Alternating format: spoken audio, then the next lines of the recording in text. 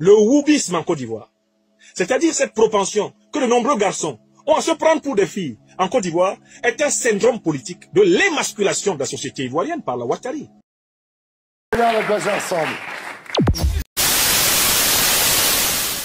Il a toujours créé même un endroit où ils vont se rencontrer. Que ce soit en Amérique, aux États-Unis, à Djamé. Que ce soit dans les ghettos, tout là. Il y a toujours un petit coin où les deux où ils vont se rencontrer, qui va former un coin, leur point de repère. Parce que c'est une vie des chauves-souris, une vie cachée. Il faut bloquer, c'est comme les oiseaux.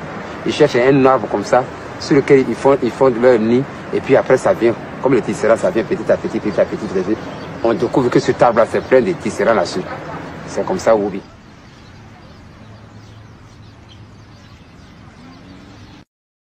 Écoutez-moi bien, je vous donne les clés de compréhension de la déflagration sexuelle qui s'abat sur la Côte d'Ivoire.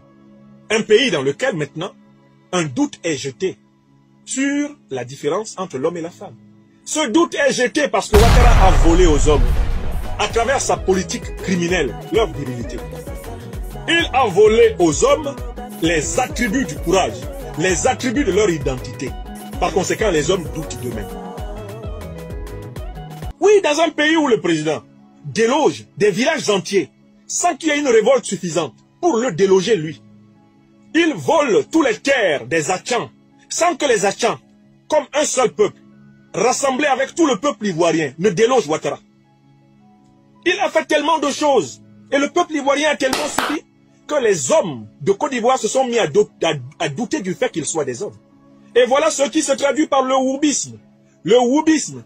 Mais c'est précisément, justement, cette faiblesse des hommes qui se traduit par leur malléabilité et par leur passivité face à d'autres hommes.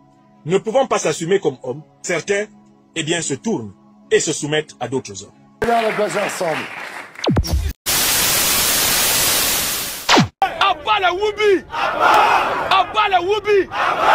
Un Woubi est un maudit! Abat le Lélé! Le mariage là, c'est entre l'homme et la femme. Pas plus, pas moins. Vous me combattez pour ça. Alors que vous êtes produit des rapports sexuels entre un homme et une femme. Et vous voulez aller homme avec homme, femme avec femme. C'est ça qui est moralité, c'est ça qui est civilisation.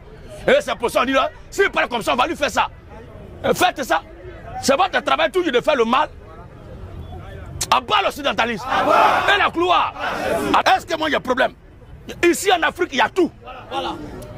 Vous dites qu'en Afrique, il y a pauvre, il n'y a rien en Afrique. Mais une assiette où il n'y a rien dedans, on te dit de laisser l'assiette là. Et puis tu es accroché à ça. La jeunesse grandit dans ce doute. Suis-je un garçon, suis-je une fille? En Ouattari, c'est flou.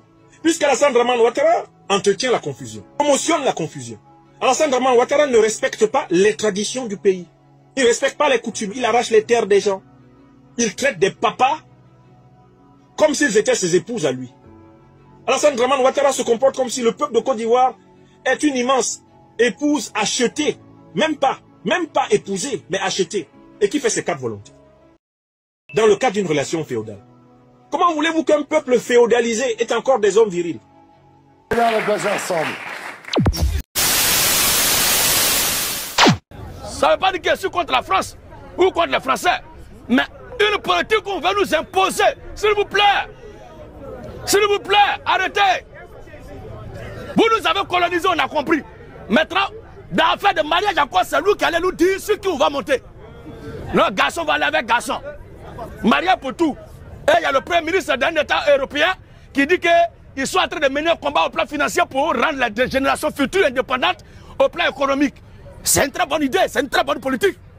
On demande, mais monsieur, est-ce qu'il est marié, lui qui parle là? Il y a le gamin là, il est la femme de quelqu'un. Maintenant, ta génération future, alléluia, ta génération future pour laquelle tu te bats, pour une économie prospère là, tu comptes sur qui pour faire cette génération? Si chaque garçon prend garçon, chaque femme prend femme, on aura quelle génération dans l'avenir? Ou bien c'est nous, nos enfants là, tu vas prendre pour faire génération future. Toi-même, tu ne fais pas. Abat les faux prophètes. Comment voulez-vous?